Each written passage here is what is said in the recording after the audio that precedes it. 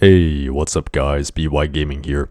So in today's video we are going to be looking at Marlinaut, who is going to be the exclusive bounty hunt monster, which means he is going to cost $100 if you're going to go for a rank 5, assuming the pattern continues. So is he going to be worth that much? Let's find out. So before we get into that, please like the video and subscribe to the channel if you have not already, because I upload videos like this all the time and you're not going to want to miss them. So that being said, let's jump right into it and take a look at this guy's stats. So he's got 8734 for attack. That is very, very high. 90,178 life, which I believe is tied with Marlinaut, so that is a very high life stat. And he's got 6512 for speed. So that I believe is also tied with Viatrix. So he's very fast, he hits very hard, and he is quite durable. So he definitely gets a pass in terms of his stats because they are pretty insane. And I forgot to mention that his design looks pretty interesting. He looks like a cross between, again, a Marlin, hence the name, and a Nautilus, I believe, which is that squid-like creature with a bunch of tentacles coming out of a shell. So yeah, pretty interesting design. Looks very bony. Like a skeleton or something like that. Pretty interesting. I'm not the biggest fan of it, but kind of creative nonetheless. So yeah, that's on his design. But looking at his traits, this is where stuff gets a little bit okay-ish. At rank 0, he has possession immunity, which is, that's pretty good, I guess. I mean, possession immunity can come in handy. Possession is a pretty rampant effect that a lot of moves have, and so just being able to be protected from that is pretty good. And the Fugitive Hater, I'm not a big fan of that because Fugitive Hater is only going to be for 1 week. So if they made that permanent, it'd be another story. But this is just going to be for 1 week where he does triple damage to the fugitives. So that's not even worth considering in my opinion. And at rank 1, he gets super attuned. I'm not a big fan of super attuned. You do get stamina back, but the conditions are, very fixed and very, again, reliant on the situation. So you can't rely on it most of the time, right? It happens sometimes, and if it does, you get 50 stamina back, but you're not going to need that for reasons we'll discuss in just a moment. And at rank 3, he gets Status Caster Self-True Vision, and that's good because obviously an increase to accuracy is going to be useful. All right, so Relics, he has really amazing Relics. He's got an Essence, which means he comes back to life. If you give him a Uriel's Essence or a Uriel Essence, and if he gets a Flamear's Essence attached to him, he'll come back to life, and he will stamina regen for his allies, right? All of your allies will get a lot of stamina back, and he will be coming back to life with more health than if you just used a Uriel Essence. And he also has a mask, so that means that if you run a Jacitor's mask on him, he's going to be able to stamina drain the enemy and get stamina back for himself as well. So he's got really, really good relics, and for that reason, because he can get stamina back, I'm not a fan of super attuned. Like, you don't really need that. It's very conditional, and the mask just allows you to get stamina back for yourself anyway. And so, yeah, that's not really going to be a problem, right? Stamina is not a problem for him, just looking at his relics. And he also comes back to life, and so he does have a lot of utility. So he gets a very, very good rating here in terms of his stats and his relics, but traits, I'm not that big a fan of. Like, it's okay, but I've definitely seen better. I think we've all seen better in terms of traits and stuff like that. So, yeah, that's going to be the verdict for his overview. And so now we're going to take a look at his leaked moveset. And now this is where I start to have doubts that this guy is going to be a top performer in PvP. Because it's not that great in my opinion. So first we have Son of Nautilus, which is 40 water damage, 30 stamina, and 0 cooldown. So again, we mentioned that stamina is not really going to be that big of a problem for this guy because he does have ways to get it back. So 30 stamina, that is fairly pricey, but it does have no cooldown, so he's immune to cooldown activation. 40 water damage is quite a lot, so that's good, right? You can spam it assuming you have the stamina. Next we have Ocean Sword, AoE 20 water damage plus stamina leak, 32 stamina, 0 cooldown.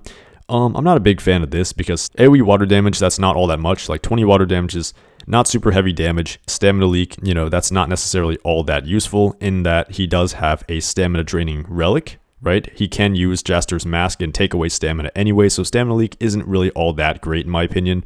Precision aim, he has self precision plus damage boost. This is again a 30 stamina move and no cooldown, so he can use it over and over again.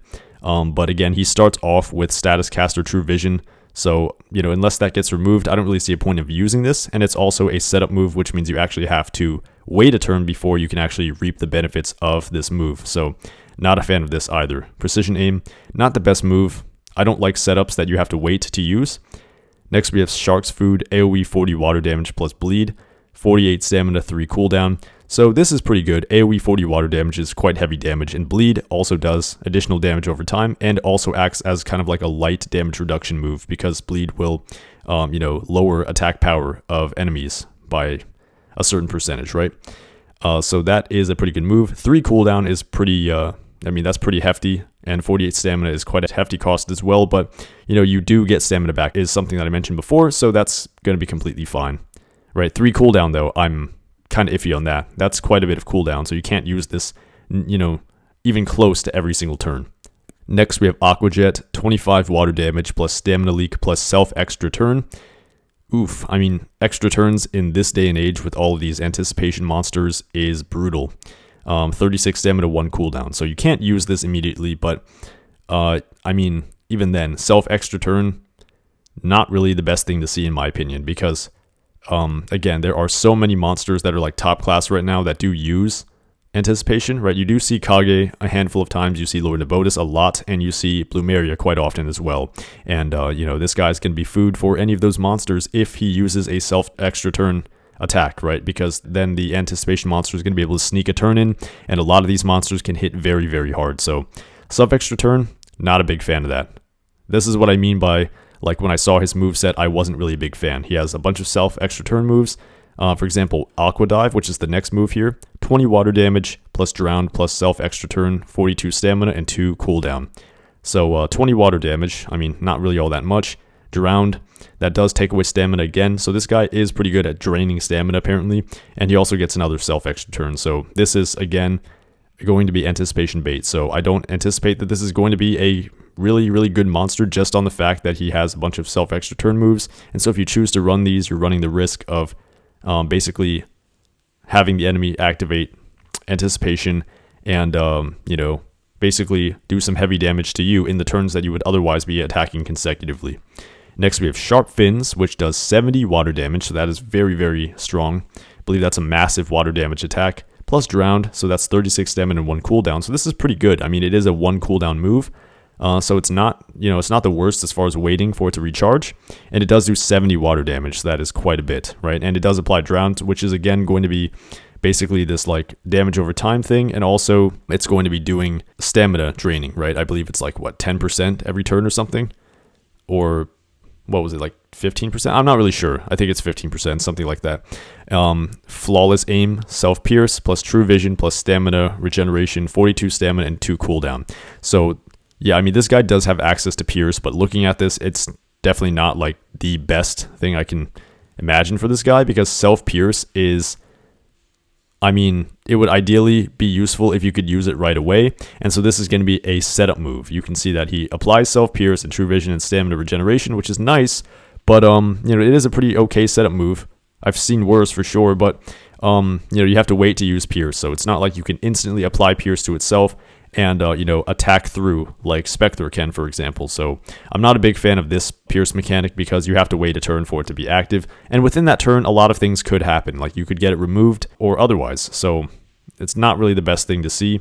And finally, we have Flashing Thrust, which is a special. And generally speaking, I almost never take specials into account because you pretty much, you could get lucky and be able to use it with a 3% activation rate. But that is way too luck-based, so you can't rely on it most of the time. But anyways, we have Self-Pierce plus AoE 40 water damage plus Bleed plus Self-Extra Turn. So this can be pretty brutal if you do not have a Anticipation monster available, right? Now, this is pretty good because it does apply Pierce, it does do damage right away, and it does apply Bleed, and it gives you an extra turn. So if you don't have a monster with Anticipation, this can really be dangerous. And also, even if you have a monster with Anticipation, if it gets trait disabled or something like that, then you can be in trouble, right? So yeah, in general, this doesn't look like the best monster, in my opinion. Like looking at this, I'm definitely wondering, did they really make this guy $100? Like, are they going to, or is it going to be cheaper than that? Not sure, but in general, if this is going to go for $100, I can definitely say it's not worth it because, yes, he does have incredible stats, right? He's got some of the highest attack power, really high life, and good speed. He also has really good relic slots, Essence and Mask is a pretty good combination. We've been seeing a lot of monsters that have Essence as well recently, so this is pretty cool to see. But his moveset, I believe, is where he suffers. He does do he does have only water attacks, right? So he's going to be resisted by water monsters. I can think of one specifically, which is Moveset, which can basically take this guy's attacks, or take, his single target attacks at least. And he also only has, a number of perks going on for himself, aka Extra Turn and Pierce. And I mean, he does have other stuff among those two things, such as Drowned and like Stamina Leak and stuff. And I suppose Drowned also counts as Stamina Leak. But yeah, the only real like perks he has going for himself here are like Self Extra Turn and Self Pierce. And the Pierce move that he does have actually requires him to wait before he can use it. So I'm not really sure just how good this guy's going to be. But looking at this, it doesn't appear that he's going to be all that great. Basically, he's going to be vulnerable to anticipation if he uses extra turns, and if he doesn't use extra turns, then he's basically just going to be an attacker with some like stamina leak and like bleed and stuff like that. So not the best thing in my opinion.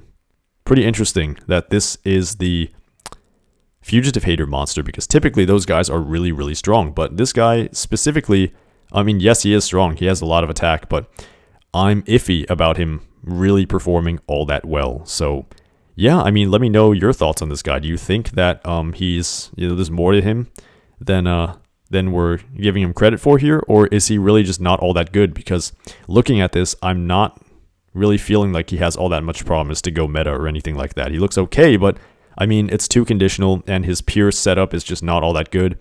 And yeah, Self Extra Turns at this point in the game, I definitely don't see to be all that useful.